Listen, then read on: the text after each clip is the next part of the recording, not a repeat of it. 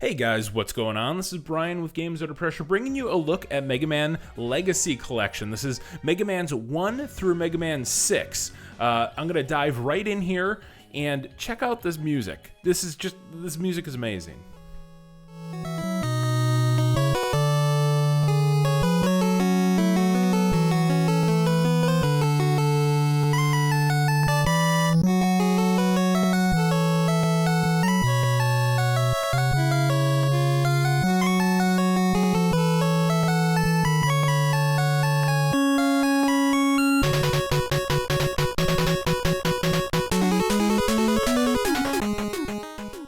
Alright, thanks for bearing with me through that. I couldn't resist. Mega Man 3 has some of my favorite video game music of all time. I can't help but listen to it every single time. So, as I was saying, this contains Mega Man 1 through Mega Man 6. And it's basically just a repackaged version of the NES titles, complete with the slowdown and some of the graphical glitches and everything. These are not the sort of remastered Japanese Mega Man games. These are just the old school NES titles. As you can see, it looks a little bit different. You have a little bit of a border there, which I'll show you in a second. You can sort of configure and turn on and off. But really, it's just the Mega Man games that you know and love. You don't really get a whole heck of a lot of options in terms of like resolution or anything.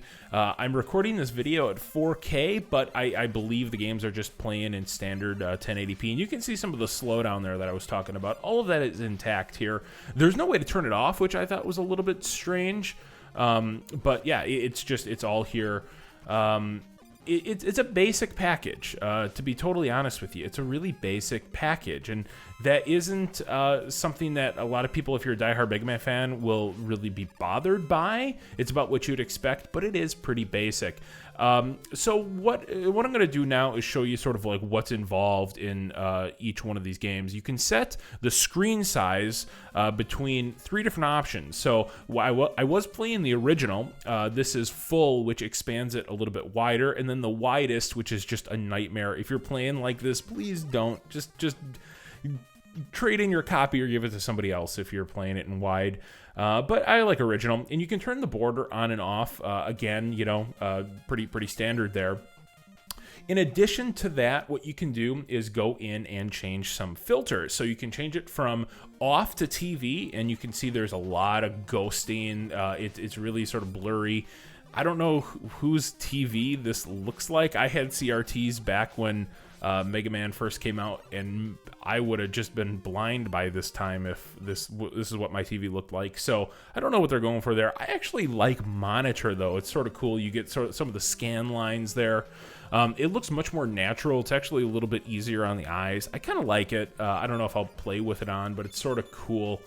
Otherwise, yeah, that's all the options you get. It's fairly limited. I don't know what other options you'd necessarily want in a Mega Man game like this, but that's all you get.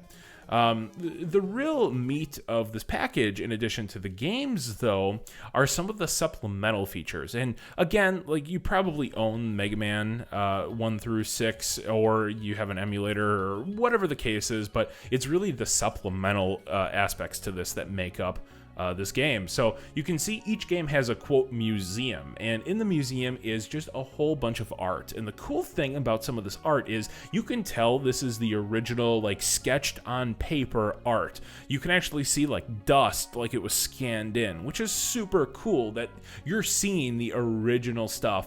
And as you can see, there is a lot of it, which is really, really cool. And all this stuff is unlocked from the get-go, so you don't have to worry about beating the games or completing challenges or anything like that to be able to see this. So here's some concept art. This is sort of the unfinished art, which is sort of cool. It's just, I don't know, it's a really, really nice touch. And I don't shy away from a challenge, but it is nice to be able to look at these without having to go through everything. And you can see some of like the PMS colors there of the bosses, which is sort of cool. These are super neat. These are the unused boss sketches, so you can sort of see the evolution of a lot of these bosses and what was in the designer's head before actually committing to a design. So This stuff is just really awesome. I could spend a few minutes in each one of these just checking it out and comparing it to the current designs. You get some promotional art, which is again nothing that you haven't seen before. You have a database, which is sort of neat. So you can go through and you can see a little, very brief in some cases, description of all the enemies.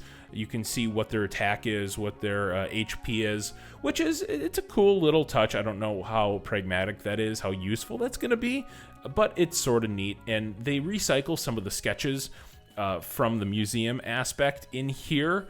Which is a little disappointing, but you know, it is what it is. The challenges is the other new feature, and the challenges, it's sort of almost like an NES remix sort of thing, just not as crazy.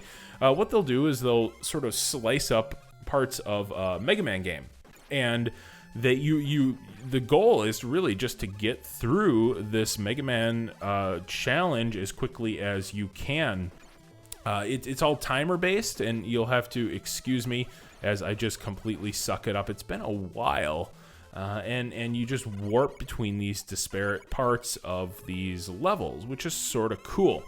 One thing that I couldn't figure out, and this was just bugging me, is there seems to be a little bit of input lag, and I'm playing this on PC, as you could probably imagine from the 4K video, but there seems to be a little bit of input lag, and I played around with some of the VSync, and for whatever reason, turning VSync off in this game just turns it into a tear nightmare. There are tears everywhere. It's super obnoxious.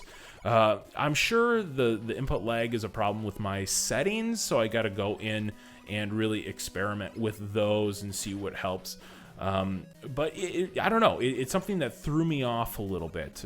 Maybe I just am imagining and sort of remembering the games a little bit quicker than they actually are, but it seems like there's a slight bit of input lag. So that's something to watch out for. Another thing that they don't really explain too well here is that you have access to each one of these games' boss weapons during this. And that's something that I didn't know actually until at the very end of this video, which I feel sort of stupid for. But you can use all of the weapons that you normally would acquire throughout the game, which is sort of cool. Now, another thing that's crazy is just how many of these challenges there are. Take a look at this. It's pretty staggering, actually. If you just want to do these challenges, you will have enough to keep you busy for many, many, many weeks. So if you're looking at it from that perspective, if you're looking at the value from that perspective, there is a lot here. If you're looking at it just from the game perspective, there's not a whole heck of a lot. When you complete a challenge, you can watch a replay, which is sort of cool. And there are also leaderboards for each one of these challenges. So there is a lot here if you're sort of a score chaser, if you're really into the leaderboard stuff. You can really spend your time here and go crazy. And that's about all there is to Mega Man Legacy Collection. The game is $15, and I'm a little bit torn on whether or not that's a good value. I guess it's going to depend just what a Mega Man fan you are. It does have a lot of really cool concept art, a lot of unreleased stuff, which is cool. There is a lot to do if you enjoy the sort of the hunt for the high score, the leaderboard stuff. You can do quite a bit with that. The replays are really neat. The concept art is really where it's at. Overall, the package is okay. I think they could have added a little bit more interviews, things like that. There have been Mega Man collections in the past that I think the production values have been a little bit better. But it is what it is. It's $15. It is a definite budget title. If you're a Mega Man fan, you can't really go wrong. And if anything, hopefully this is, if you're paying the $15, hopefully it's just to let Capcom know that we want more Mega Man, that the demand for Mega Man is still alive and well. And for $15, I think that's worth it to make your voice heard. So, you know, vote with your wallet. If you're a big Mega Man fan, it can't hurt. So if you guys like videos like this, please subscribe. I'd really appreciate it. That is going to allow me to keep bringing you videos like this in the future. If you are going to buy a Mega Man Legacy Collection, or if you have bought it, I want to know what you think about it in the comments below. Are you liking it? Have you run into any problems? Do you feel like it's a good value? I want to know. And thank you guys so much for watching. I'll catch you next time.